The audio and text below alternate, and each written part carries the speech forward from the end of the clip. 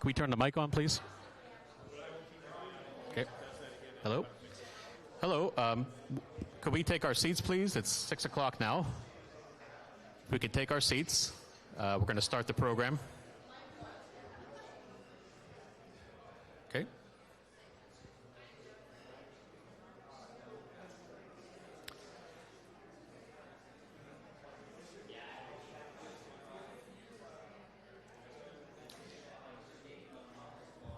Okay.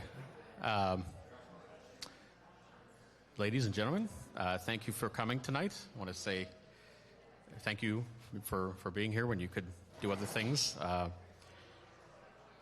So our event tonight is titled From Gilded Grandeur to the Glass Tower, Pittsburgh's Downtown Architecture. We'll be hearing from 3 speakers tonight covering downtown architecture from 3 perspectives. First will be from downtown as a region broadly. Second will be on the 4th Avenue area. And the third will be specifically on Dollar Bank's 4th Avenue branch, our historic building, which you're all in tonight. After the presentations, if you could hold your questions, we'll have a short question and answer period at panel. And I would like to now turn the podium over to Jennifer Taylor, who is co-sponsoring this from the Duquesne University Department of History.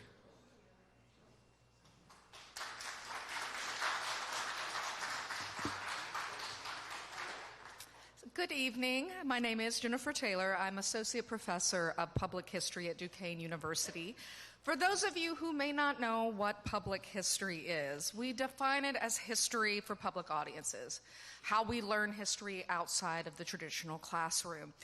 You might think of that historical marker on your corner, the museum you recently visited, a trek through the national park, or attending an event in Pittsburgh's downtown architecture in this beautiful original branch of Dollar Bank. For nearly 50 years, Duquesne's History Department has provided graduate-level training in public history.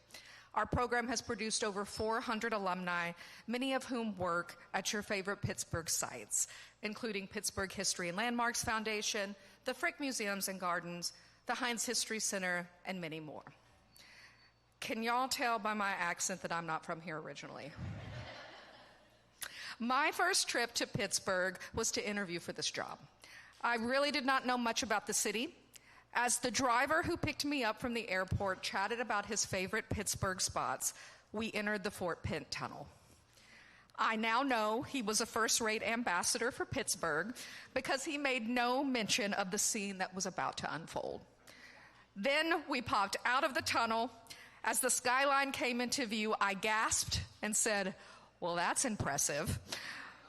Interviewing for a tenure-track job at a university is about a 3-day experience. But between you and me, I made the decision in that moment that I would move to Pittsburgh and make it my home if I was offered the job.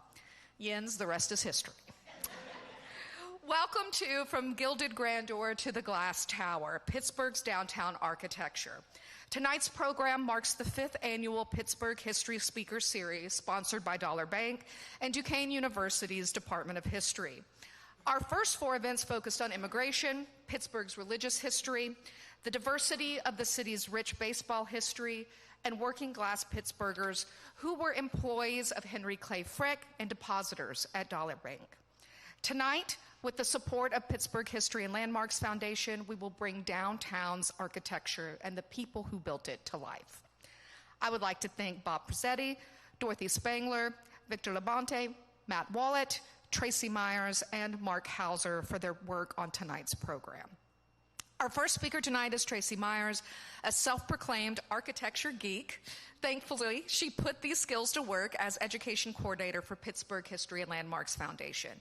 She not only leads tours, but also trains docents. Now, while she can deliver a 2.5-hour walking tour downtown, tonight she'll delight us with a few highlights in downtown Pittsburgh, a museum of architecture. She will be followed by Mark Hauser, our local skyscraper expert, who will speak on antique skyscrapers on 4th Avenue. A native of Pittsburgh, Mark has written for Pittsburgh Magazine and Pittsburgh Tribune Review. He has 2 books, check them out, Multi-Stories and High Rises Art Deco. I hope you will take architectural tours with both Tracy and Mark after your experience tonight. Wrapping up our program is Matt Wollett, a graduate student in the Department of History at Duquesne. He is the current archival intern for Dollar Bank and will present new research as part of his presentation, Dollar Bank's 4th Avenue Branch, a fine tribute to the mechanics of our Smoky city. Matt will be graduating this May with an MA in History and a focus on early America and archives. Only yesterday, Matt learned that our department will present him with our Excellence in Graduate History Award. And to close, yes, you can clap for that.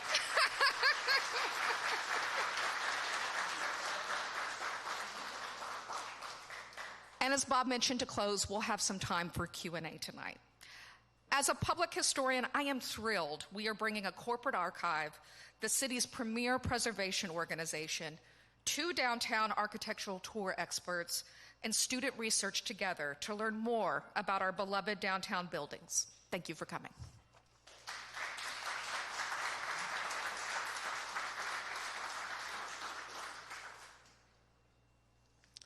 Tracy, if you'd like to come up.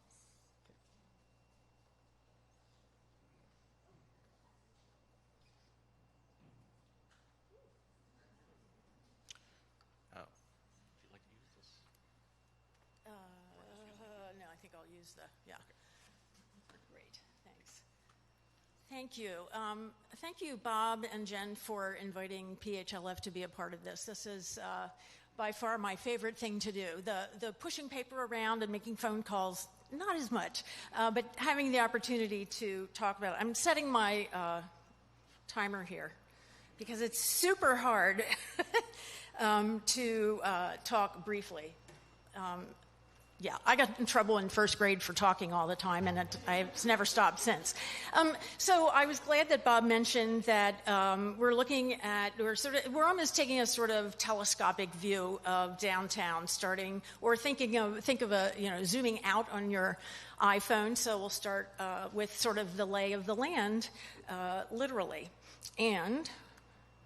The woman who hired me, Louise Sturgis, who some of you might know, she was executive director of Pittsburgh History and Landmarks for a number of years, and honestly, I'm a pale inheritor of her just incredible legacy of creativity in developing programs for people across the spectrum. But it was Louise, I think, who once said to me that, and to many others, I'm sure, that downtown is really like a museum of architecture. I actually moved here from New York to take a job as curator of architecture at Carnegie Museum of Pittsburgh. And having never been here except to pass through the airport, which is, of course, not Pittsburgh, I was just gobsmacked by the quality and variety of the architecture. And so before I get to this very, very condensed sort of survey of the kinds of buildings we find downtown and the way they manifest or represent the eras in which they were built, I'm going to refresh our memories a little bit and talk about sort of the kind of horizontal spread of downtown Pittsburgh. So this image from 1765, the image was made in 1765, but this is of Fort Pitt when George Washington, who I think was 21 the first time he came to Pittsburgh, saw the point. He said, "Build the fort here." It was already clear at that time that this was a very strategic location that would lead, because the Ohio is the confluence of 2 other rivers, goes west, opening up the west through via the Mississippi River, that this was going to be an important place. And I'll point, I don't think my voice will carry, although I can talk very loudly. This little bunch of buildings over here, that is the town of Pittsburgh, established in 1758. The King's Gardens down here, which supplied the garrison, if you will. So this is the very beginnings of Pittsburgh. In 1784, not long after the town, not yet a city, was established, the heirs of William Penn sent 2 guys named Woods and Viceroy to Pittsburgh to lay out a city plan, or a plan of lots. And that plan, which was made in 1784, is what we still see in Pittsburgh. And of course, course, the most notable thing in terms of topography, or the two most notable things, are the fact that there are two grids that sort of run into each other. So there's a two-block grid along the Allegheny, and then a much deeper grid along the Monongahela, which is deeper and became a major transportation path, you might say. This is purported to be the first image of industry in Pittsburgh from 1843. And now you see a city that's pretty well developed, and you also are starting to see the impact of industry. It is a little poetic, though, because look, the smoke all goes in the same direction, and it's a kind of pinkish color. So there's a way to, and there's nature in the lower right-hand quarter. So there's a way to convince oneself or others that, yes, this is becoming an industrial power, but there's still, you still can commune with nature. So 2 years later, there was the event that every major city made of wooden buildings experienced, the Great Fire of 1845, and that destroyed some 900 buildings, made 12,000 people homeless, and this too is a kind of interesting twist on reality, because those mountains you see in the upper left, they look like the Alps or the Dolomites. Conversely, or maybe also, what you see in the lower left, these carts of coal being trundled out of Coal Hill, what is now Mount Washington, is more accurate in terms of what was there, but I don't think they actually brought the carts of coal out that way. But the raging fire is the thing that takes center stage. And within a mere 15 years, look how the city is built up again. If you walk across Smithfield Street, I think it's right across from Kaufman's. I've been in Pittsburgh long enough now that I refuse to call certain things by certain names. It will forever be Heinz Field. I still don't know exactly where Horns was. No, I'm kidding, but that's a common reference point. But I think it's right across from Kaufman's. There is in the wall of this fairly nondescript building a plaque about this big that says, "This is where the fire stopped," the whole way up to Smithfield Street. So within 15 years, and there were some at the time who thought, oh, this might be a blessing in disguise, because a modern city, I don't know how that happened. A modern city, a contemporary city, a city that is moving forward can't be built of wood. It has to be sturdy, especially to support the kind of industry that is already starting to grow.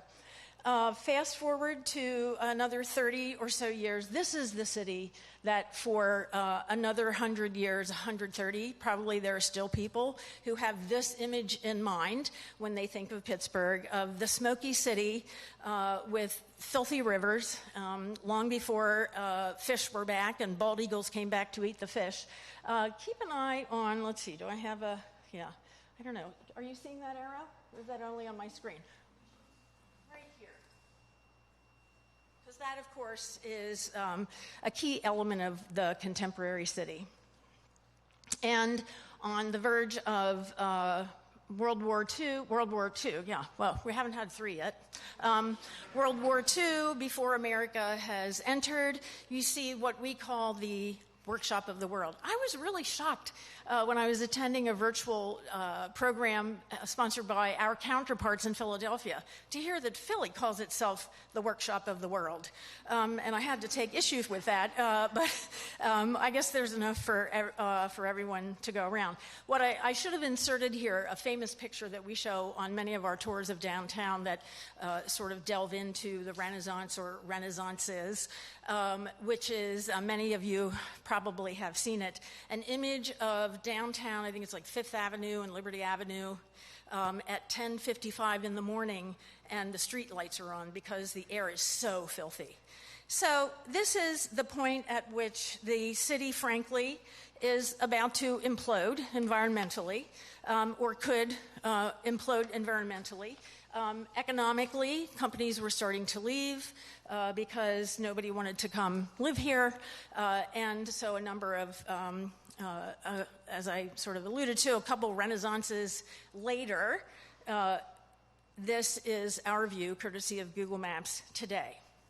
So, how does the architecture of the time, how does the architecture of each of these periods reveal to us what architecture is about in the context of culture?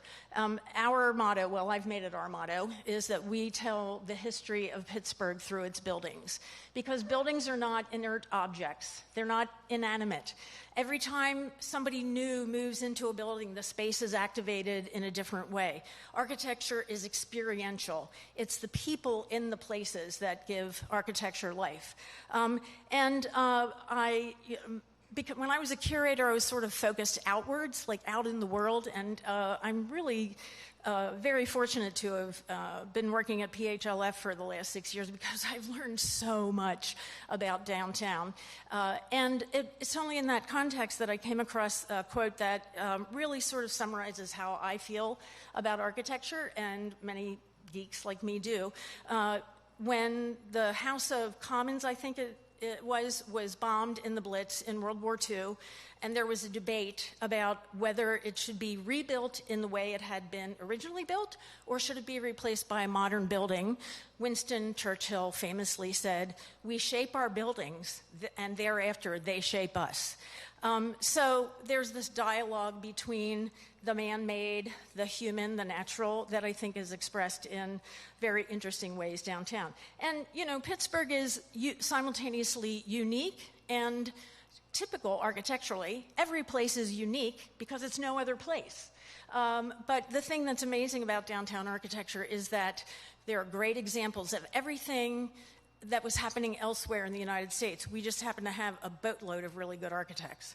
So the oldest building is the Fort Pitt Blockhouse, constructed in 1764, and was, of course, a military installation. It was, let's see, this is where I have to check my cheat sheet.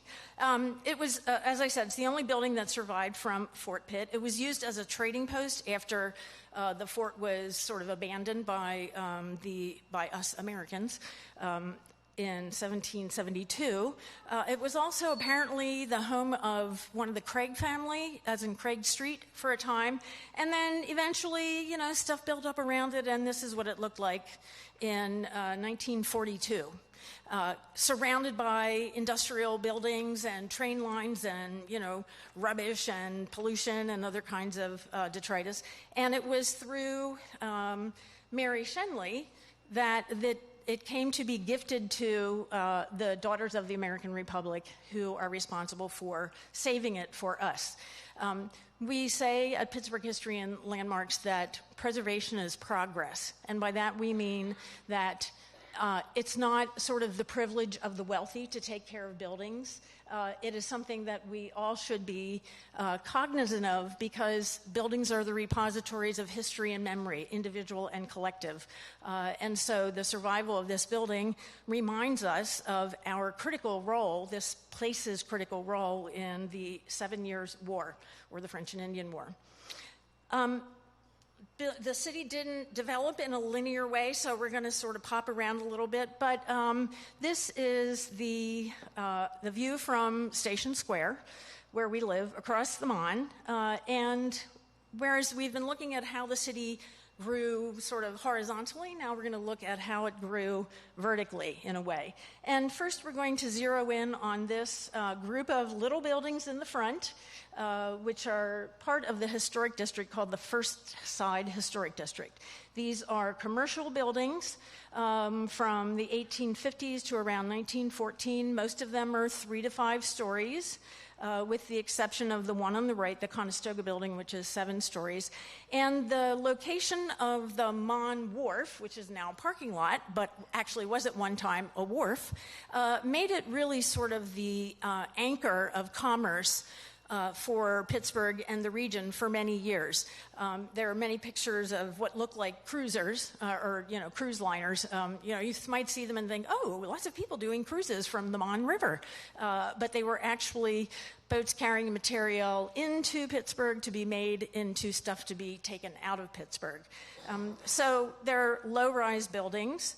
And that growth in commerce really expanded. It expanded exponentially after the Civil War through industrialization, mechanization, and in the second half of the 19th century, Liberty Avenue, this is one view of Liberty Avenue, sort of right across from the parking garage that has all the futuristic, sort of Jetsons-looking transportation motifs. And now buildings are getting taller because in the interceding years from when these buildings were built and the 1870s, safe passenger elevators have been invented. The elevator was invented, I don't know, it's 1850s or something, but it was really like nobody wanted to use it because at any time the cables could break and your bones would be sort of compacted. So once a safety passenger elevator was invented, that coupled with the ability to create a steel frame onto which to essentially hang the walls of a building made it possible to build taller and taller. I believe it was felt that the people didn't really want to walk more than 7 or 8 flights of steps. Especially, think about it, all that stuff that came in on the Mon had to be carried up steps. Or later by a crude freight elevator. So here you see in this view, a couple things to point out are that these two buildings are now skyscrapers. They're, what is a skyscraper? Is it the Burj Khalifa in the Middle East? It's like, is it one of those super tall, super skinny buildings that they're now building all over New York? In this time, a skyscraper just meant that it was a tall building on a steel frame with an elevator. And these are both in a style that was very common for early skyscrapers, a sort of a Richardsonian Romanesque inspired by the Allegheny County Courthouse on Grant Street. And the other thing to point out is this wonderful, and this is one of the things that is so neat about downtown that I love. Having worked on Wall Street for a couple of years, it's just like a canyon. I love the fact that there is this change in scale, even within a single block. You have to the right of the Ewart building, this is the Ewart building. These were both designed by, I want to say Theodore Bickel, but it's not. Charles Bickel. You remember Theodore Bickel? He was in TV shows. He was like a mountain man or something. To the right of these two buildings are a couple buildings that have cast iron facades, one of the first forms of architectural prefabrication. To the left of these two buildings, you have these smaller buildings sort of stepping down, creating this lovely sky, exposure to the sky, and just a visual, kind of visual feast. A little farther up the block, down the block, I guess, actually, is another group of buildings that really illustrate to me what is so, one of the things that's so interesting about vernacular architecture, you might call it. Some of these buildings, we know who the architects were. Many of them were built by builders. They were designed by builders. And if I was, can I do this? No, probably not. I probably can't. Ooh. Oh, yay. I didn't know you could do that in a PowerPoint. The attention in even these modest buildings to design, it's as if you can hear the owner thinking, this is a little building, but I want people to know it's important to me, and I want people to notice it.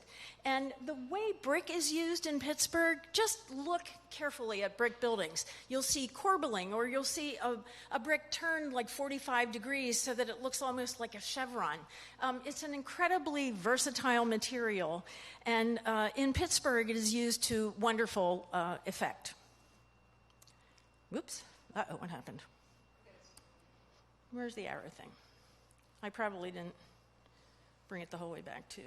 Oh! My Zoom screen did that today. That was really freaky. There we go. Perfect. Oh, that's okay. Oh, is that what? Did I touch the?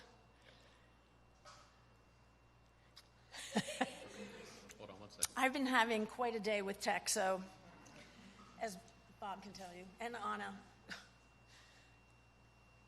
There we go.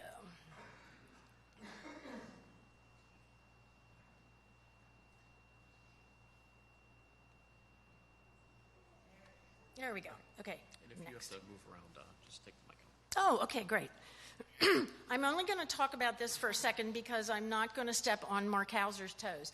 But another part of downtown in which this explosion of industrial power and economic power can be seen is on 4th Avenue.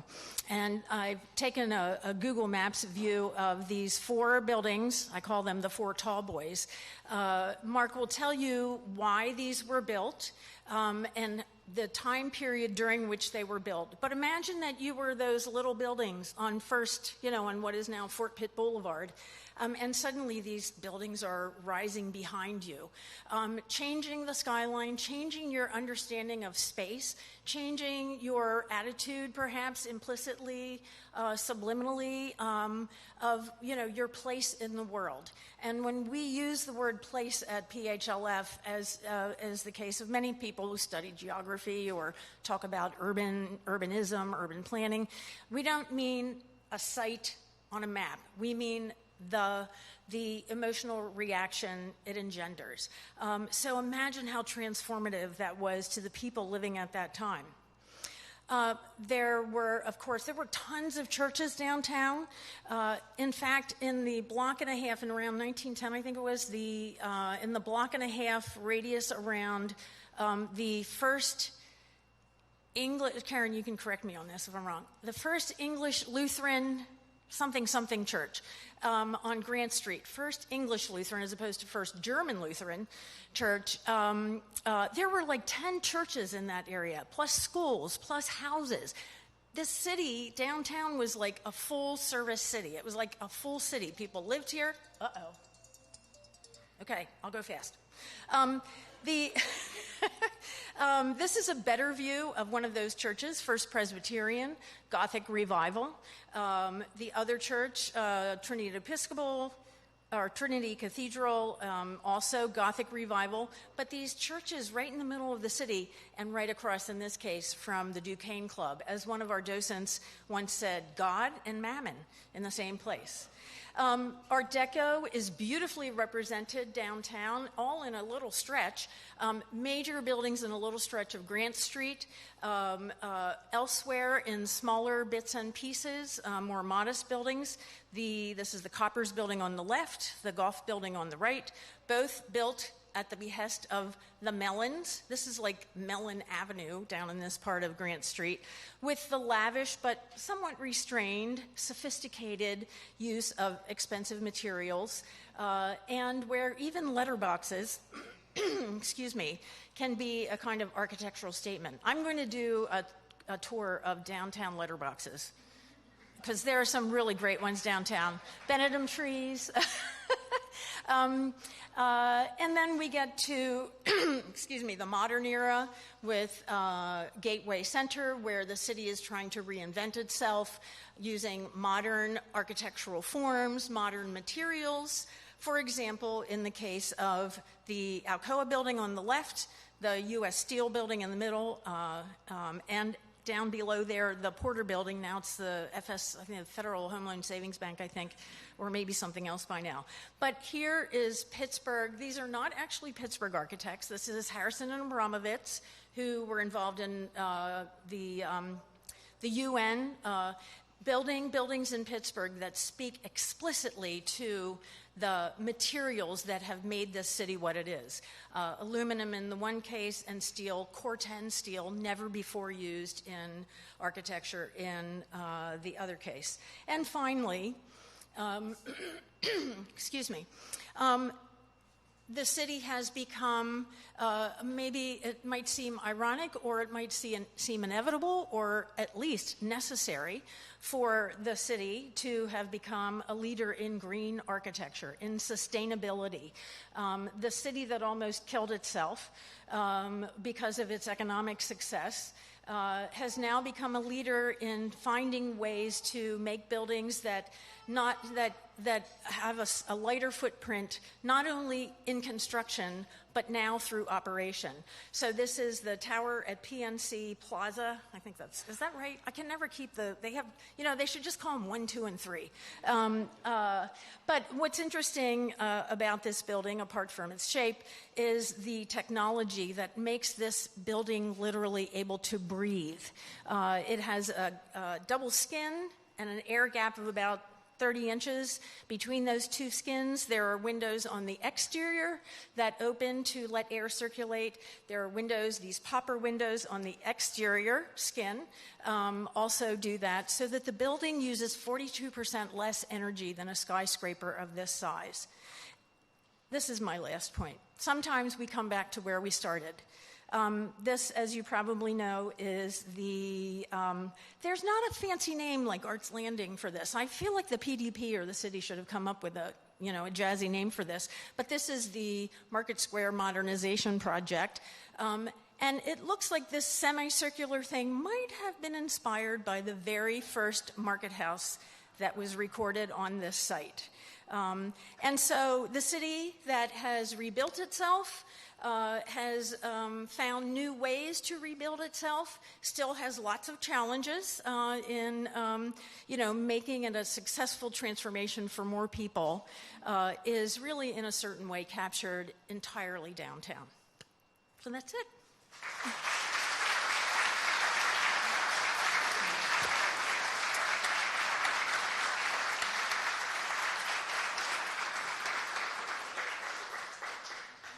Well, thank you very much, Tracy. That was a very good presentation, very interesting.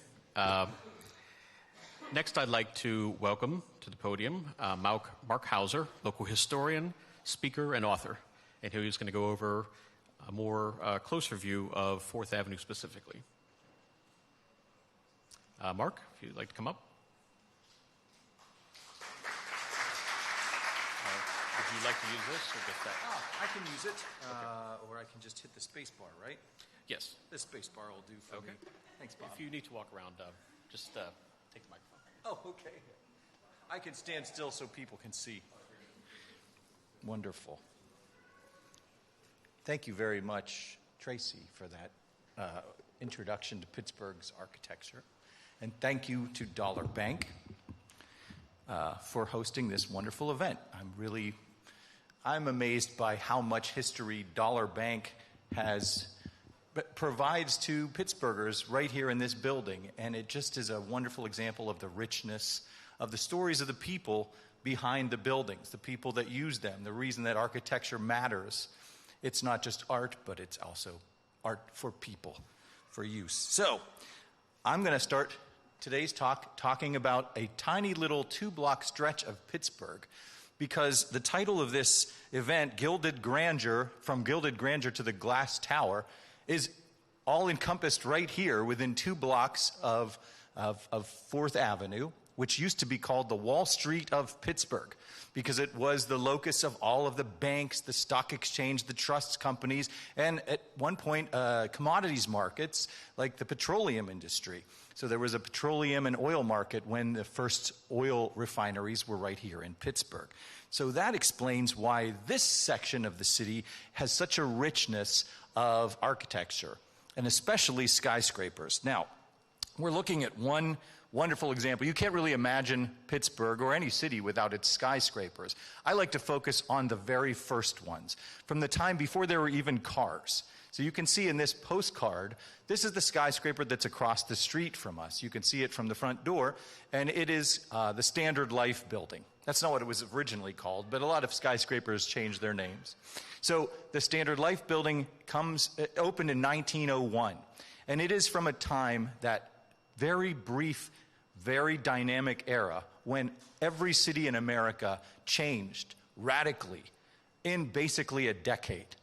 Skyscrapers were first invented elsewhere, but here in Chicago and in New York. But here in Pittsburgh, I think we found some of the finest examples of early skyscrapers once they'd worked it out in New York and Chicago about what they should look like. So I'd like to start with first that glass tower. This, I'm a former newspaper reporter, so I like to show pictures of newspapers. I've written a couple of books, as was mentioned, about America's great skyscrapers, so they're available here as well. And so I love to get the chance to talk about Pittsburgh's skyscrapers. And this is a great example of that happening. This was the New York Times in 1988. And how many people have heard the saying, Pittsburgh is a city with an entrance?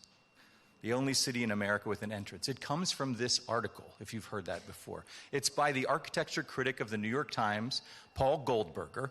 And he was celebrating this brand new building of the 80s, PPG Place, by a great architect, Philip Johnson, who had, early in his career as an architect, had scoffed at the Cathedral of Learning for trying to blend a Gothic style with Art Deco. And as a student and a young architect in the 40s and 50s, as they were developing new forms, he thought that that was really a dumb idea to take old-fashioned forms. Well, he finally came around to the idea as he invented a style. Basically, he's credited with creating this style known as postmodernism. When people got bored of buildings like filing cabinets, they started making buildings that looked like something from the past, but using modern materials. So that is the idea of PPG. It is a modern Gothic skyscraper. And Paul Goldberger thought it was pretty nice. He says about it that from a distance, it is really quite elegant. But he did say, up close, it's dreadful at close range. But I like what Paul said about the old skyscrapers that I love. He said, this city has an unusually impressive inventory of fine buildings from the late 19th and early 20th century, and they mean a tremendous amount here. They are the fabric, the filled-in places in between the big new skyscrapers that give the streets their texture. So that's why I like talking about them. I agree with Paul Goldberger, and so I've given tours to people to the rooftops of skyscrapers in Pittsburgh, more than 2,000 people, and more than 5,000 people have gone on my tour. I'm going to show you a free smartphone tour that is Dollar Bank is part of. But before we get into that, I'd like to show you Pittsburgh kind of just when skyscrapers were arriving. This is 1902. This is a favorite image of mine, and I suspect many of yours. It shows up in gift shops and so forth, and one of my favorite elements is the roller coaster at the point. So we need to talk to the PDP and some other powers that be to bring roller coasters back to the point. But it also has some of the first skyscrapers in Pittsburgh, and you can see them in the distance. And one thing you can't see in this image from 1902, and a lot of Pittsburghers would have been furious about, is you can't see the courthouse. So Pittsburgh had a brand new, beautiful courthouse opened in 1888 by a very famous, well-regarded architect from Boston named Henry Richardson. He actually died while it was under construction, but before he did, he said that it was his masterpiece. And yet, a skyscraper had gone up right across the street from it, the one we know as the Frick Building. And you may have heard that the reason that Henry Clay Frick picked that location for his skyscraper is it happened to be not because of the courthouse, but it was next door to the Carnegie skyscraper, which had gone up in the mid-1890s. And Frick hated Andrew Carnegie so much by that point that he wanted to block the sunlight from Carnegie's building. He also sort of blocked the sunlight from this beautiful courthouse. So this is taking us back to 1888 when the courthouse first opened. And you're seeing it from about where Duquesne University is. It's got flags flying that are sort of blurry in the exposure. So that's what's on the tower there. But that's the day it was unveiled in 1888. And you can see in front of it, there's no Frick Building. There are no skyscrapers of any kind. So for a very brief period, this was the signature piece of architecture for Pittsburgh, and many other cities copied it. I was just in Cincinnati recently. That's their city hall. It is basically a knockoff of Pittsburgh's Allegheny County Courthouse. There's one in Toronto. They're all over if you look for them. But this is the original granddaddy of the Richardsonian Romanesque fortress-like civic building, and considered to be a beautiful example of architecture from the 19th century. And now we're on Mount Washington just a few years later. You can see this is before Frick's building goes up to dwarf the tower of the courthouse. But you can see two skyscrapers here in this picture, two tall ones, over 10 stories. The darker one is the Carnegie building, the one that Frick is targeting. And the light-colored one still exists. It's called the Park Building, and you might recognize it. It's the one that has all the guys kneeling down, the Atlas figures with their hands holding the roof up over their heads. That was another steel tycoon who built that building, James Park. So what I want to do is highlight these buildings in 1900, the tall buildings of the Pittsburgh skyline, and then we're going to jump in a time machine, and we're going to move ahead one decade to 1910. Are you ready? Brace yourselves. 10 years. That's what happened in 10 years. Can you imagine? We think of people from the 1900s with the women with the bustles and the guys with the handlebar mustache and the bike with the big wheel in the front. But they were going through this in their cities. They were also seeing the invention of airplanes and cars. So when we get a little bit frustrated with the technology and the disruption that we're undergoing, which is real, keep a thought for these folks from back then and think about what they'll say about us in 100 or 120 years, about how well we dealt with technological change. Well, Pittsburgh wasn't the inventor of skyscrapers, as I said. This is a story from the Chicago Tribune in 1891, showing Chicago's big buildings. I love this wording. One of the many things at which we beat the world. That's why they called it the Windy City, by the way. So there are several skyscrapers there already. Many of them have been built by the guy on the right there, Daniel Burnham, who is a famous Chicago architect and kind of the granddaddy of skyscrapers. And so this is 1891 Chicago, and here in Pittsburgh, a young architect is paying attention. And his name is Fred Osterling.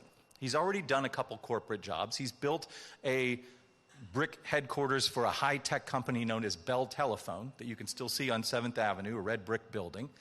And now he's finding out about this new method they're doing in Chicago, New York, the Chicago style of building, where he describes it in this newspaper story from 1891, the same year as that Chicago one.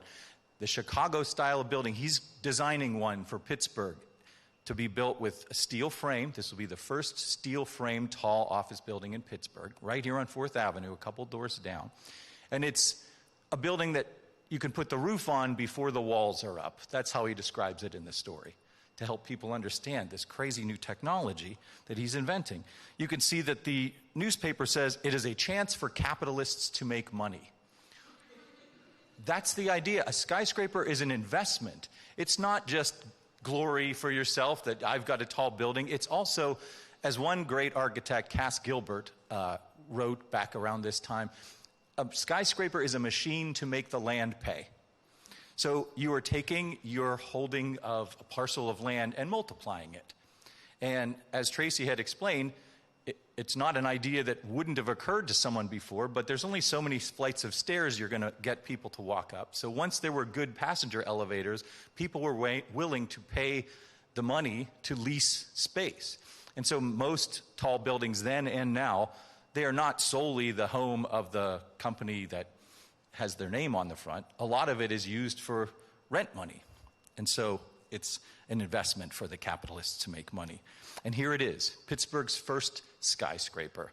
If we define a skyscraper as a tall building with a full steel skeleton frame and an elevator in it, it's only 8 stories, but it's beautiful. This was the headquarters of the Times newspaper. And you can see the style you now are familiar with, as Tracy's described it to us. when they try to decide what to make these new tall buildings look like, that they're looming over all the older construction, they want to make them look dignified. And so, of course, Osterling cribs off of the brand new courthouse and says, I'll just make it look like the courthouse, kind of. So it's that rough-hewn granite. And it's a big deal. You can see it's in the National Architectural Magazine from 1892. And then something changed. And that is the Chicago World's Fair in 1893. So going back to that Daniel Burnham character, he's already made several skyscrapers. A lot of them look like big fortresses. But now he's in charge of putting together the Chicago World's Fair. And so his partner, just as it's starting, helps him with, is the main draftsman in the shop, and Burnham is more the salesman. But he's also a creative architect in his own right. Anyway, John Root, his partner, suddenly dies. And so they have to come up with a plan to design the Chicago World's Fair. And so all the great architects of New York come together, Burnham rounds them all up, and they come up with a plan, and they say, let's make them all a uniform height. Let's paint them all white, because that's easy. You've probably heard of the White City. That's why. These are all temporary buildings of steel with the coating or whatever. The walls are basically made of plaster. So they're not really meant to hold up against the elements for very long. The show's only going to be going for less than a year, and once winter comes, it's all coming down and the fair will be over. One other reason that the World's Fair is famous is, of course, the Ferris wheel. That's the debut of the Ferris wheel. Chicago wanted to come up with something cooler than the Eiffel Tower, because that had been the last expo. The last big World's Fair was in Paris. And so a lot of people came up with designs for taller towers, but a Pittsburgh bridge engineer came up with a design of a revolving wheel as tall as most of the tallest buildings of the time. The cars, it's not a Ferris wheel like you're thinking of, right? The cars were the size of railroad cars. 30-some people, 38 people could ride in one of them. And all of the buildings were of a style. The architects decided we'll use a uniform style that we've learned in architecture school. Because back then, architects, the big major architects all studied in Paris at the School of Fine Arts, which our French speakers in here will know is the École des Beaux-Arts. And so the style that they learned there, Beaux-Arts, is basically combining Greek and Roman temple designs. So what are we going to do? We're going to make all of these buildings look like Greek and Roman temples. This was a smash success, a huge hit. And Burnham got a job here in Pittsburgh soon after to make a bank for Andrew Mellon and Henry Clay Frick. And it's right across the street, too. Right now, we know it as the Engineers Club. And that's what George Ferris, the Ferris wheel inventor, he was a member of it, too. But initially, it was a bank, the Union Trust Company, which was the bank that controlled Mellon Bank. So this was one of the many banks, just like Dollar Bank, here on the street. Now, Daniel Burnham would go on to do several great skyscrapers. The one in the middle, you all know, it's called the Flatiron Building. But at the same time he was doing that, he was making skyscrapers here in Pittsburgh. And there's two of them. He makes the Frick Building, which opens in 1902, I'm pretty sure. Two. I was in one or two. It's one of those years. And the other one on the right is when another member of the board of trustees of Carnegie Steel saw Frick's building and had met Burnham before and said, I would like you to make me a Frick building, but make it taller. So that one's 25 stories tall, and it turns out it's the tallest building Daniel Burnham ever designed. So if you have friends from New York who are always swanning around talking about how great their Flatiron Building is, or you have friends from Chicago that go Burnham, Burnham, Burnham at you all the time at every cocktail party, you can just come back with, we have his tallest building, so... But I'm not here to talk about Daniel Burnham. He didn't do much other than that bank on 4th Avenue, and I promised to tell you about 4th Avenue. This is 4th Avenue around 1905, and you can see this is from around the location here is where a parking garage now stands. So if you want to know where we are, look for the trolley. So we're looking up 4th Avenue towards us, and on the right-hand side of that first trolley, that's where Dollar Bank is. So that's way down by the parking garage. That lady, man, I wish I knew who that was. I'd like to know her story. But she's standing in front of a bank by George Post. Post was the guy who did the main building of the World's Fair. So a lot of these World's Fair guys got jobs here in Pittsburgh. And so you can already see some of the skyscrapers going up here. This is my favorite. It's the Arrett Building. It was built for an immigrant from Ireland who came here and ran an iron foundry and then got into the plumbing business. His name's James Arrett, and I like to call him the bathtub king of Pittsburgh, because he basically was the inventor of the white enamel bathtub and had bathtub factories here and throughout the country and turned it into a giant bathtub trust.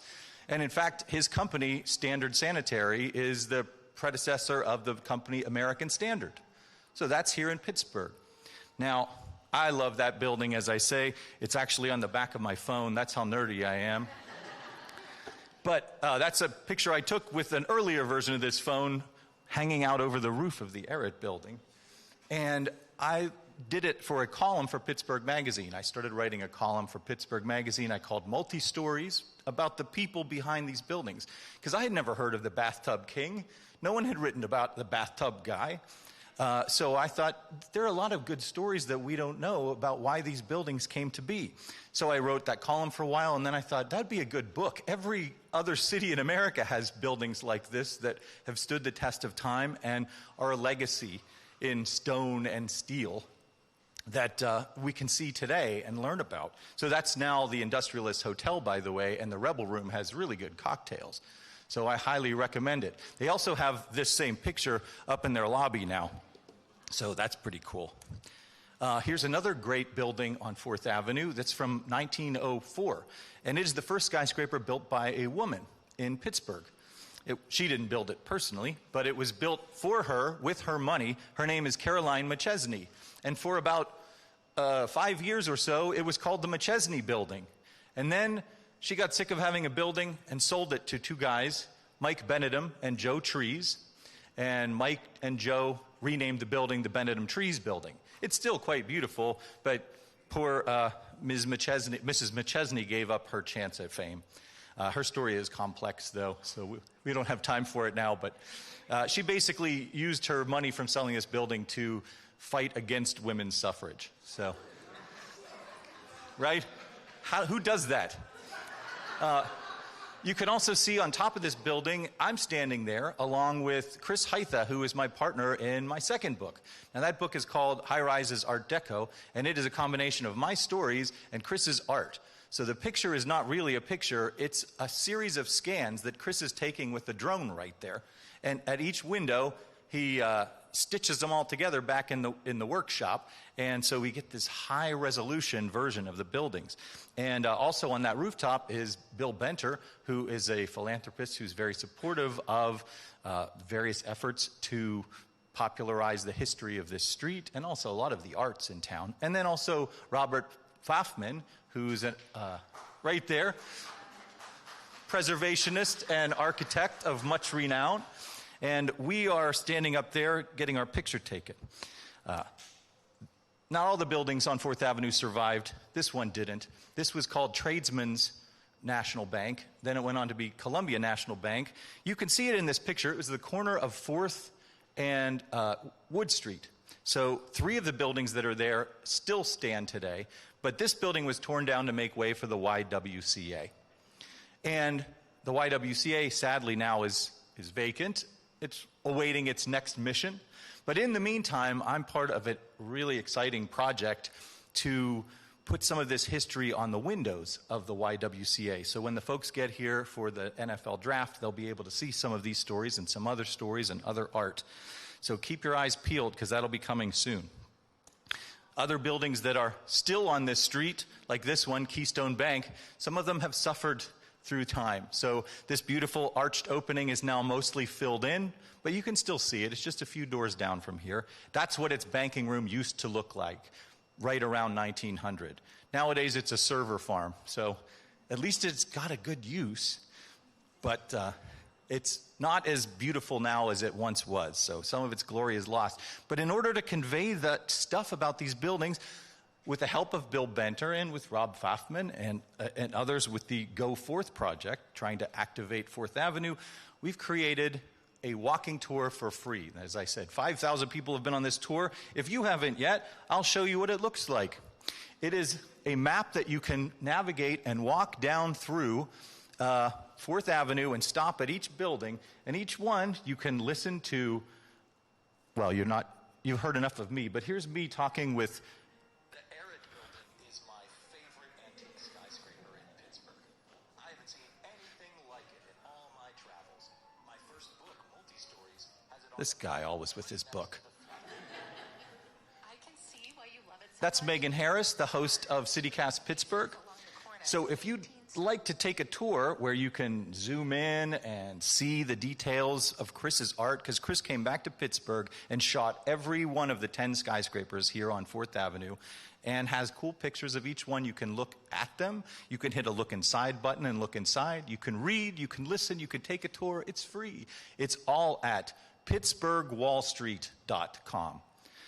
And if it's hard to remember, it's pretty soon going to be on a sign, because this right here is going right across the street. I believe next week, the Standard Life building had me design 14 windows for them. So it'll be old-time pictures of Pittsburgh, the story of Frank Alden and Alfred Harlow. Alden and Harlow are great architects. They built both the skyscrapers, bookending that side of 4th Avenue on this block. They also built Carnegie's skyscraper and his museum and many of his libraries. They came from Boston to work on the courthouse, and they saw so much work needed to be done here, they stuck around and opened a practice. So that's something you'll see soon, and hopefully it will encourage more and more people to take that free tour and learn about our skyscraper heritage. And if you like hearing more about skyscrapers, I must invite you to join me. I'm giving my occasional skyscraper tours upcoming weekends this summer, June 20th and 21st, and July 18th and 19th, where I take people on the tops of 4 different downtown skyscrapers and tell you all stories like this, and get great views and have a good time, take some cool Instagram pictures from the rooftops of these buildings. And that and everything else I told you is on my website, skyscraperstories.com. So you can go there, you can click and set up a tour, or you can have me come to your organization, because I like working with people like Dollar Bank who want to use their architectural and their entrepreneurial legacies to build up the prestige of their properties and their city. So I hope you'll join me on a tour, or I hope you'll take a free tour. I don't even have to be there, but I'll be there in spirit. And thank you so much for your time.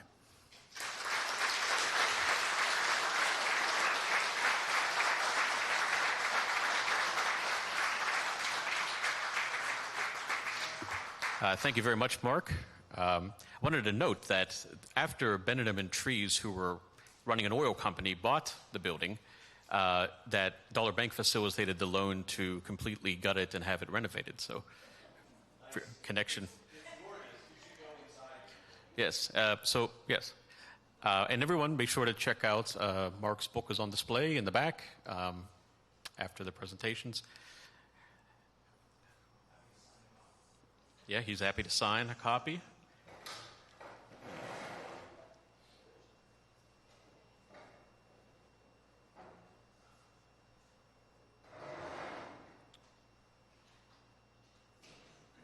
Okay, now our final presentation. I'd like to introduce now the award-winning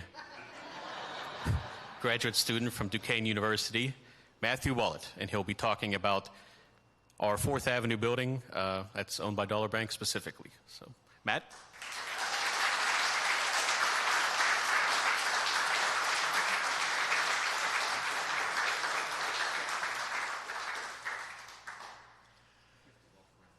Sure. All right. Good evening, everyone. Thank you for being here. Matt Wollett, graduate student from Duquesne University. I've also had the privilege of working as an archival intern for Dollar Bank over the course of my spring semester. I don't have a background in architectural history or a lot of familiarity with that, so I decided to do my research sort of blending some architectural history, but also particularly focusing on some of the construction and labor history involved in the building of the 4th Avenue branch. So, with that said, I'd first like to talk a little bit about sources and methodology. Dollar Bank provides just a wealth of source material that is just intense in its scope. Cash books, ledgers, board minutes, all of these things are widely available. For instance, the archives contain ledgers and material documenting over 240,000 customer accounts between 1855 and 1929.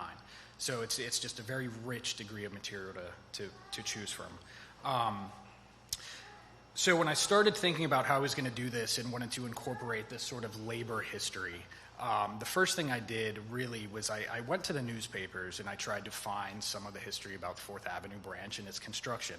And it was in those newspapers that the details of some of the laborers and the construction companies involved came to light. And then after that, I was able to sort of go back and look at the Dollar Bank archival materials, the cash books, some of the ledgers, and that's how I was sort of able to begin to trace the experiences and the integration of these construction companies and some laborers in general.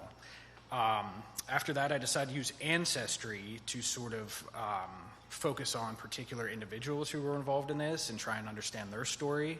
A through line that I began to see was the immigrant history involved in the construction of the Fourth Avenue branch.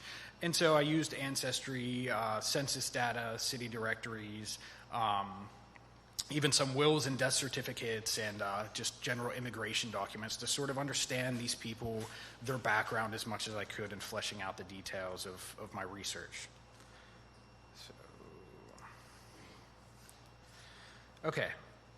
So by the end of the Civil War, Dollar Bank was opening an average of 100 savings accounts per week and handling over 70,000 in transactions. Dollar Bank originally operated out of the James Building and had rented rooms, and within its 10 years of existence, it had started to rapidly outgrow that space based on its success. So in 1865, Dollar Bank begins purchasing lots on 4th Avenue. In the top corner here, in the top right, you'll see this sort of old colonial era document. Some of you that know me might think that's just an affinity for my colonial love affair, but it's actually something I found at the Dollar Bank on-site archives, and this is a land claim from the Penn family from 1787, and it's a land claim for land on 4th Avenue where Dollar Bank's 4th Avenue branch would eventually be constructed. The bottom picture here is actually a transaction record found in Dollar Bank's cash book with the bank and George Selden, who was an attorney who worked on 4th Avenue, and the bank had bought up property from Selden in the ongoing construction efforts to build the 4th Avenue branch. Dollar Bank would spend $12,000 ultimately in acquiring real estate for the new location. And in the middle image here, we have a telegraph message between Dollar Bank and architect Isaac Hobbs, who they would hire for the project itself, and he would oversee the architectural initiation of the bank's development.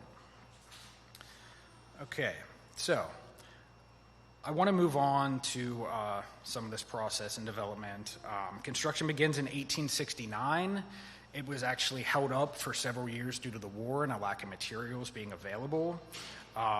If you see the newspaper clipping there in the top, that's actually an advertisement from the bank taking construction bids from 1869. As I mentioned, Isaac Hobbs is hired out of Philadelphia, is the architect. Hobbs was the son of an ink manufacturer, and he worked in carpentry before going into architecture. In the top corner there, we have a sketch. Hobbs was actually, he wrote prolifically and he published often in Goody's Ladies magazine. And this is a publication from 1870 that has the blueprint of the bank and actually a sketch done by Hobbs, which you can see a better example in the bottom right corner. The last image here is from one of Dollar Bank's record books I found in the archives, and what's interesting about this is it has an image of a newspaper clipping on the one side, and this was from the Pittsburgh Weekly Gazette, 1871. This was by far the most expansive article I had seen related to the construction of the bank. It listed everything from the style to a lot of the laborers, and just the general unfoldings of this whole experience, and so it was incredibly helpful, and it was sort of a springboard for me to continue to further the research going forward. Okay, so labor and construction. What we have here are several images from construction companies who were local to Pittsburgh that were involved in the construction of the bank. We have Moorhead and Company, we have the Marshall Brothers, we have William B. Scaife and Sons, and at the bottom we have James Gillespie and Company. These were all local businesses. Moorhead and Company did some of the iron work. Marshall Brothers did foundry work. William B. Scaife worked on framing work, and Gillespie did some of the plate glass work. Now, William B. Scaife is interesting. His company, I discovered, goes back to 1802, predating himself, but it initially started as a tin plate company. And it was also involved in manufacturing munitions both during the War of 1812 and the American Civil War. Scaife would have a descendant that would actually marry into the Mellon family in the 1930s, marrying the daughter, I believe, of Richard B. Mellon.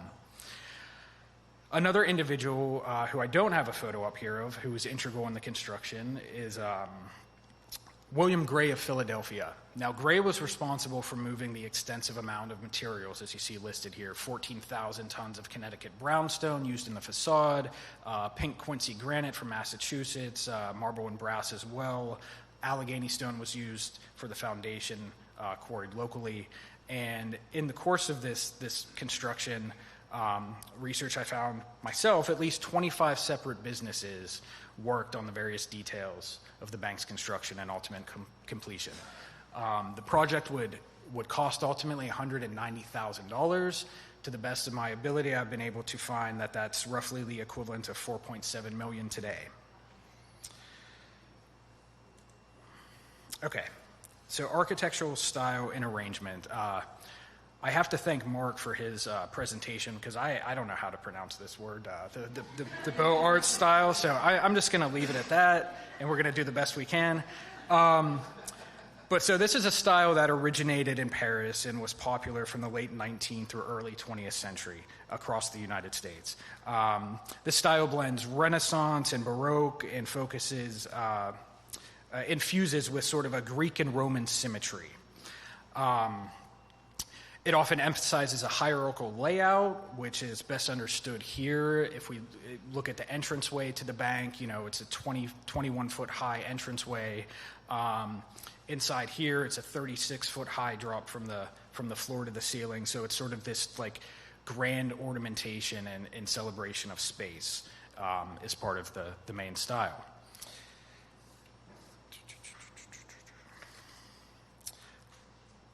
Looking at the fusion of modern material and classic design, we see with some of the columns that are built, again, we have this great amount of imported materials that would go into the construction. And if you see up in the top, I have this sort of like blueprint sort of image, and it has a Roman column, and it has a close-up of a capital. And in the top right corner, you actually see a further close-up of a capital. That close-up is from Dollar Bank itself outside. And this just is a continued representation of this general style. The capitals often featured certain designs, like these are anthus leaves, I believe, and they were native to the Mediterranean, and it's something that you see common in the capital design with this style of architecture. Motifs, certainly we see images such as the caryatid, if I'm pronouncing that right as well. Outside the bank, this is the female figure, and there's two of them that flank the entranceway, and above them is a small sculpted lion's head. And of course, that's a very common theme running throughout the bank, which I will talk a little bit more about. And of course, the seal of Dollar Bank as well is something that is prominent. The seal was based on a gold-minted coin from 1855, the year the bank was founded, and it features Lady Columbia with an Indian headdress, and this is a picture of the seal resting atop the entranceway. Notable additions for the 4th Avenue branch were in 1896 and 1905. 1896 is when the executive offices were built, and in 1905, when Pittsburgh architect James T. Steen and longtime Dollar Bank customer worked on the addition of 2 wings. All right. So looking at, again, some of the records and activity here, I was looking to really understand sort of the labor and human component. And here I have, again, is a newspaper clipping you can see in the top right corner. And this is a list of many of the companies that were involved in the construction of the bank. In the middle picture with the highlights, that's actually a cash book record. It's actually on the table over there, too, as you can look at that when you have a chance. And the highlighted names are just the various construction companies that were involved with the construction of Dollar Bank. I have a signature book as well at the bottom, and that was also used in my research. And that was something that represented, is I have a bullet point here, sort of unique and unexpected findings. This image here in the corner over here, the left corner, is from a signature book, and it's a depositor record from 1864, William G. Griffin's. And he was a boiler, and then it goes on to state that he joined the 14th PA Volunteer Cavalry, and in the course of his service was perhaps wounded, because if you look at the little circled area, you might not be able to read this, but I'll read the quote here. It says, quote, "Scar on right cheek from chin to ear occasioned by burn." Now, this was not the only record I found at this time, specifically of individuals who were in service, and these signature books would often have, the individual's name, their age, maybe a brief description, occupation, and then occasionally something like this. So I put this in here to just really emphasize sort of the vast degree of information that you can actually find in these records, and that just really breathes some life into humanizing who these people were, frankly. With that said, I want to move on to some of the immigrant component here. Finding this connection through Dollar Bank source material was something that began to stand out, fairly early on. The graph we have in the top corner is actually in the Smithfield corridor. There's a frame picture, so you can examine that closer when you have a chance if you'd like. And this just represents sort of the nationalities and the immigrant depositors going through pretty much from Dollar Bank's founding through the early decades of the 20th century. And this was, something that became important in the course of research to understand this immigrant infusion into industry in general, not just for the bank, but that it was such a prominent part of just the changing social character and of the environment and its diversity at this point in time during the late 19th century. The bottom here, as you might be able to tell, these are taken from census reports, and every name here is actually somebody that worked on the bank. I mentioned James Gillespie before. These are all people who were immigrants. Gillespie from Ireland. We have Francis Owens, also from Ireland. He worked as a civil engineer. George Hogarth, a stone cutter, and William Pesco is listed as a coal miner. He actually did plaster work for the bank.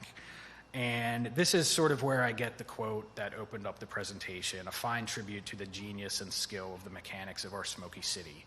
And, Irish and Germans, there's many individuals involved, immigrants of all sorts at this time, that were involved in the construction of the bank.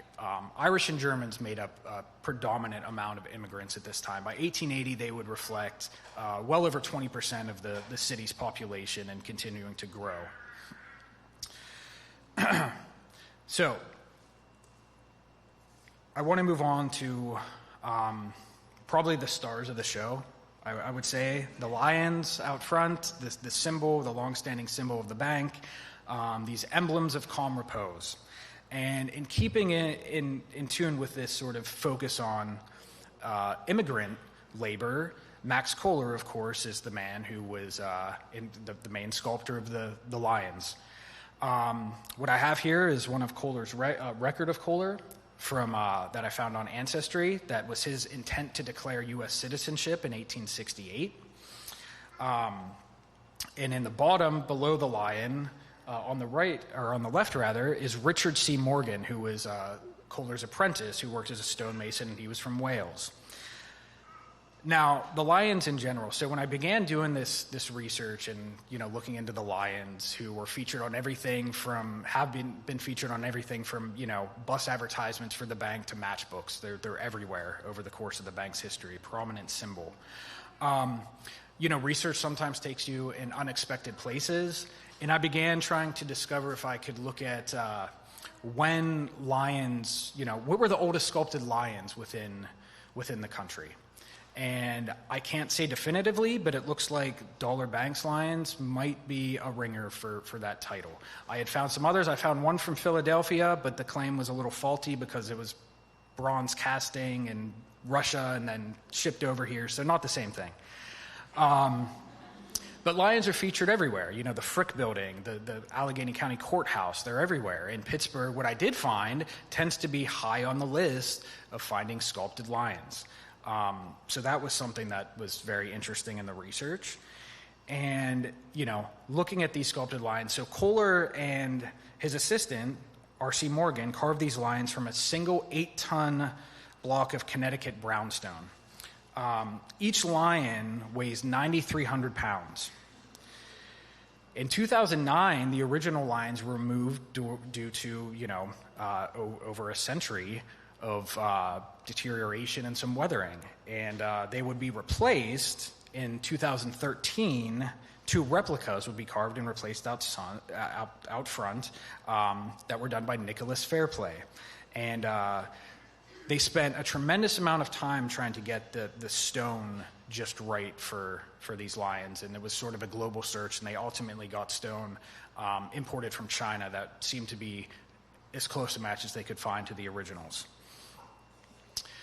So I want to close here in just sort of emphasizing again some of this infusion of labor, both native and immigrant. This is a newspaper clipping from Dollar Bank's annual report from 1873, and I have a graph that fine-tuning some of the details so we can see it a little bit better. But it's showing the nativity of new depositors over 2 years. And what we see is just this continued increase in immigrant representation. And although we might not be able to see it too well on the newspaper clipping, it breaks down some of these depositors by occupation. And what we have is a tremendous volume of common laborers. We have the artisans, the tradesmen, and all of those sorts of individuals. Of course, we have a representation of females by occupation too, which were deeply rich into Dollar Bank's history early on. When I think of Dollar Bank, I think of this institution that is powerful, and the lions certainly represent that strength and stability and power. But I also think of an institution that adequately represents itself based on community bonds, strength, and diversity. And I think that's reflected in the experience of looking at the history of the Fourth Avenue branch's construction and how it relates to the laborers involved. And it's a true testament to their involvement as well, as much as anything else. Thank you.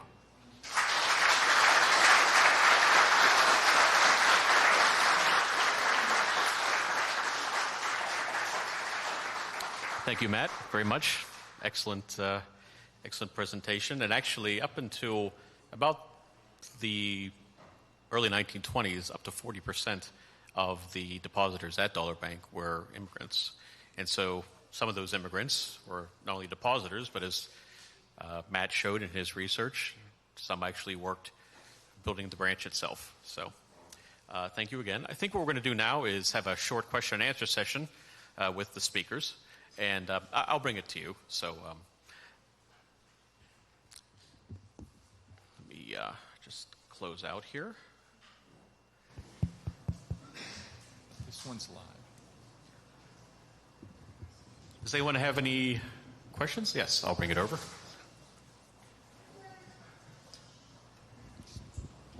Is Tracy here? Tracy, if you want to have a seat at the panelist table, that'd be good.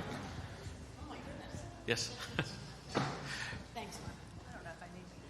I just wondered when Pittsburgh changed and added the H and why.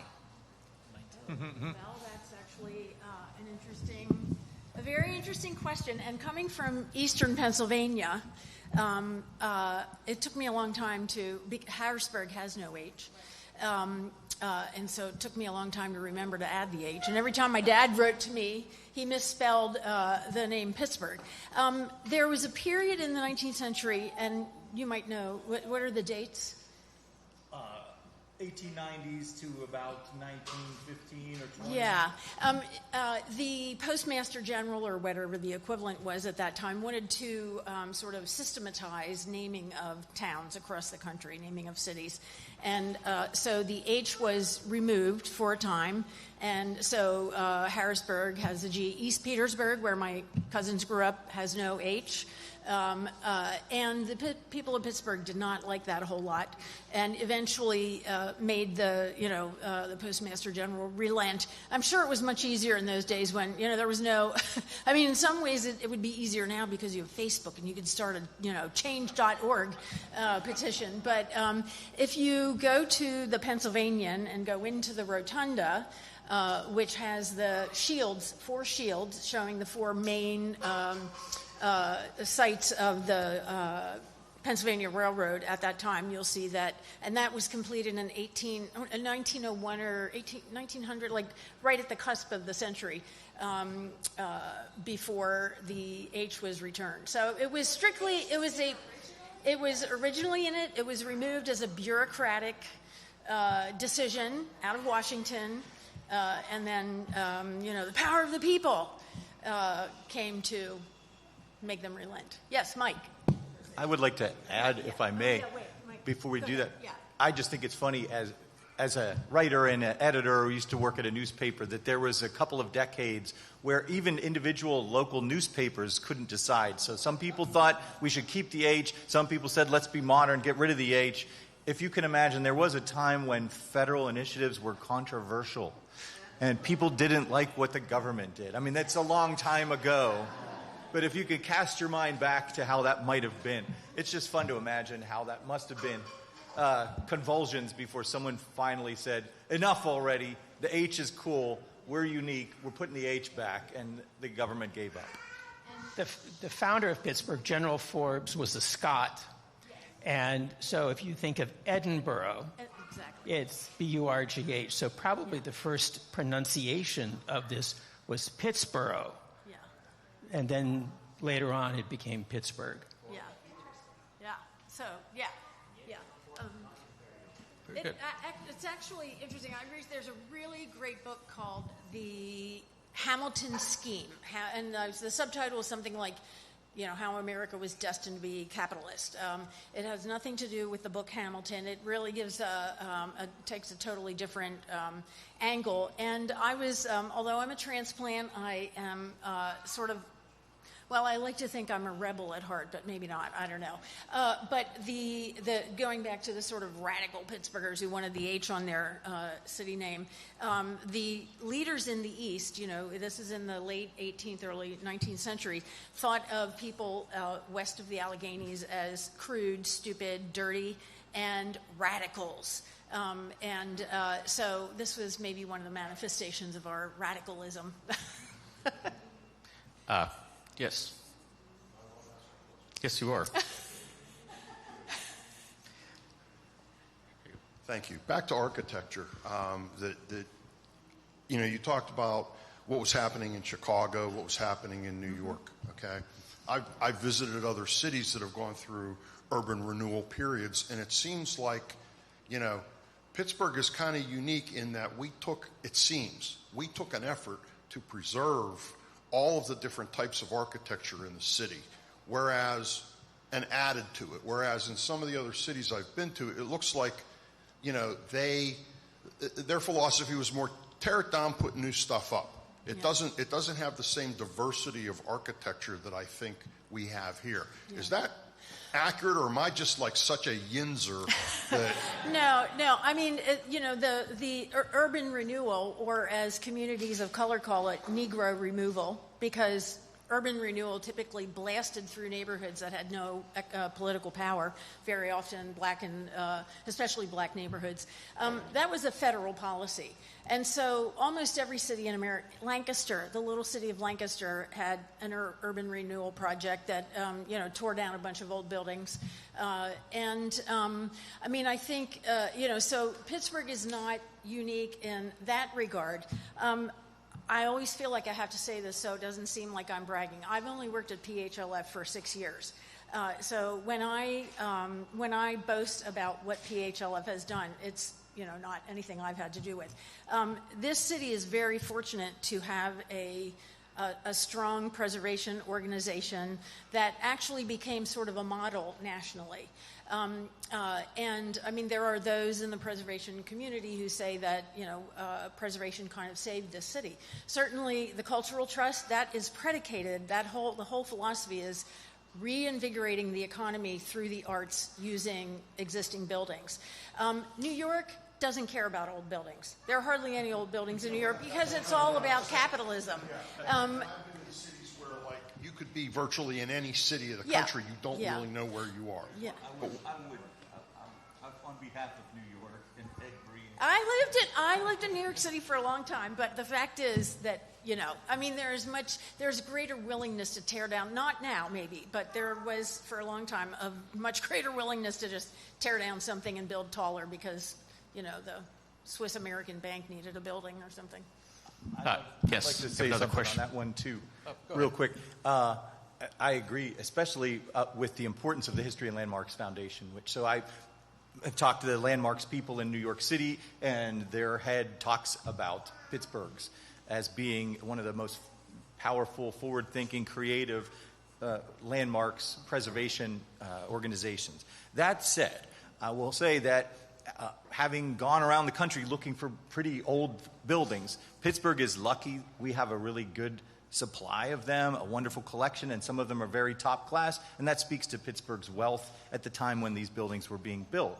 So Daniel Burnham built more skyscrapers in Pittsburgh than anywhere else outside of Chicago.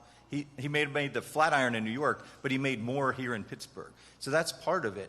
But another thing that happened is, if you're familiar with the city in Belgium called Bruges, that is this fantastical, beautiful, preserved city, the reason that it is because Bruges' canal silted up, and so none of the ships could get there, and the economy collapsed, and everyone thought it was a dump and left for centuries. And then eventually someone went, wow, it's kind of pretty here, because they haven't replaced anything. So when I take tours through, and we go in the Oliver Building, which is now the Embassy Suites on Smithfield Street, and we go up to the top, it's Burnham's tallest building. And I remind people of that, so when that building 10, 15 years ago was 25% occupied, it was easily would have been torn down if we were Charlotte.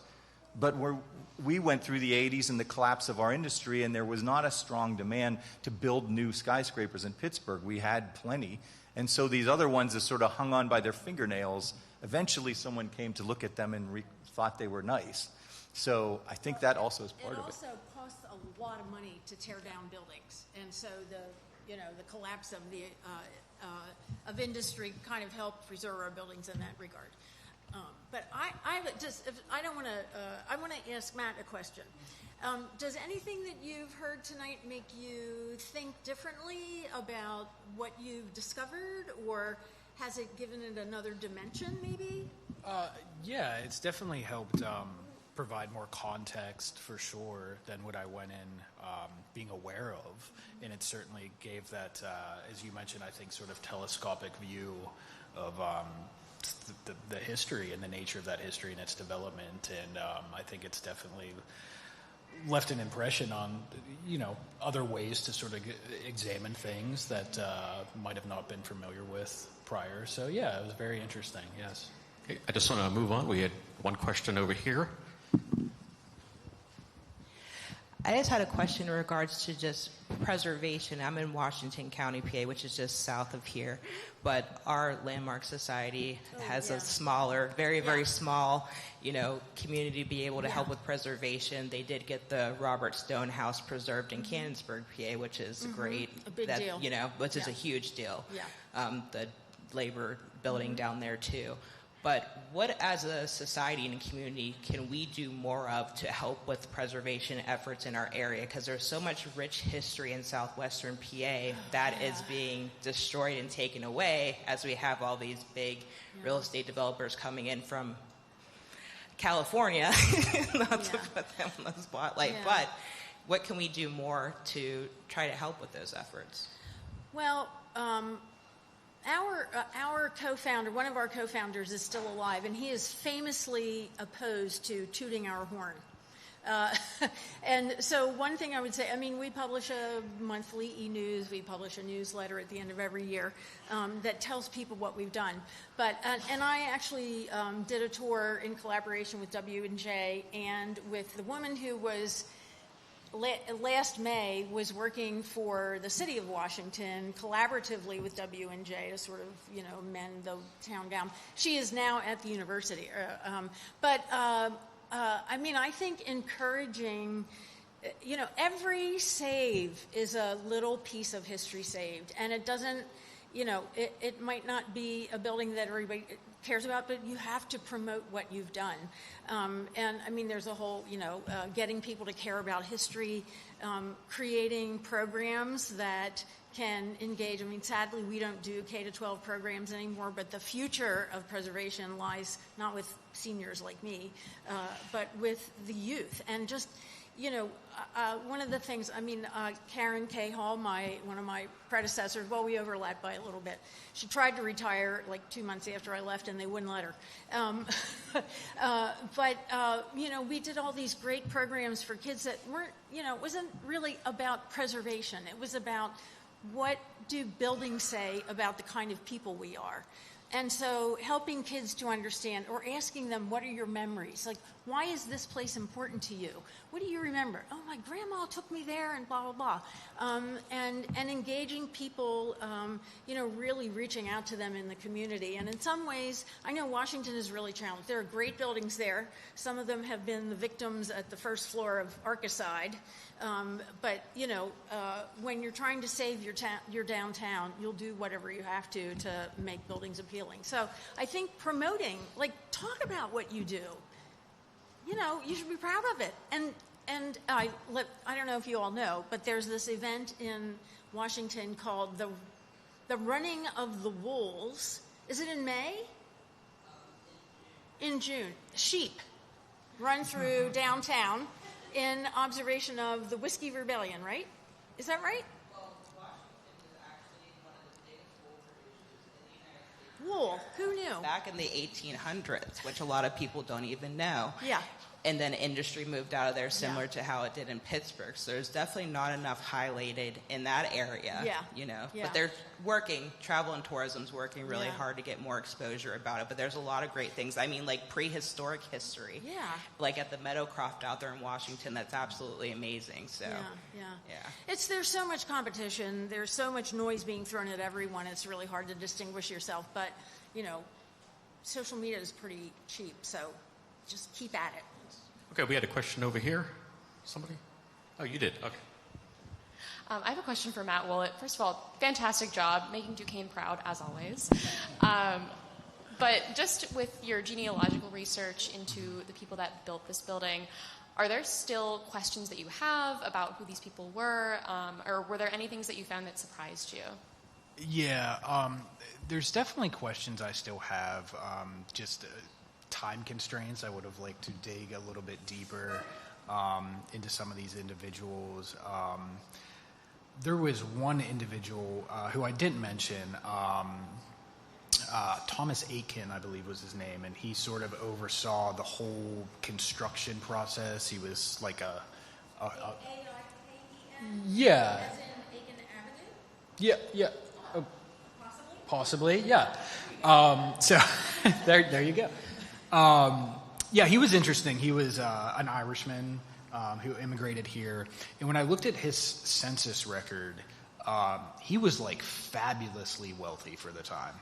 Like it was just something that really stood out to me. And it was one of the last things I sort of was going through my research. And that was just like in the census I was looking at, I think it was from 1860. And I just have so many questions about this man and, what his history was. And so there was a lot of that with these laborers. And what I'd really, regret not having more time to do was isolating maybe if there's records that exist, like maybe for William B. Scaife, since he's notable in that sort of company, had a longevity, I think, until the early 1940s at least. If you could get your hands on some of like the company records, and if they have internal records of employees and workers, and that might help flesh out some of the details a little more in understanding who these people were. So, always run out of time. Yes. Okay, so I'm new to the city insofar as I moved here in 2022. And I am under the impression that's very, very new. I love it here. It's beautiful. Are there other blocks that have their own little historic society to them? Because if you've got the 4th Avenue, the 4th Avenue area, is there any other regions? Because I worked at the City County building for a few months, and I noticed that there's a lot of stuff kicking around. And I didn't know if there are other little concentrated regions throughout the city, or is it just 4th Ave right now?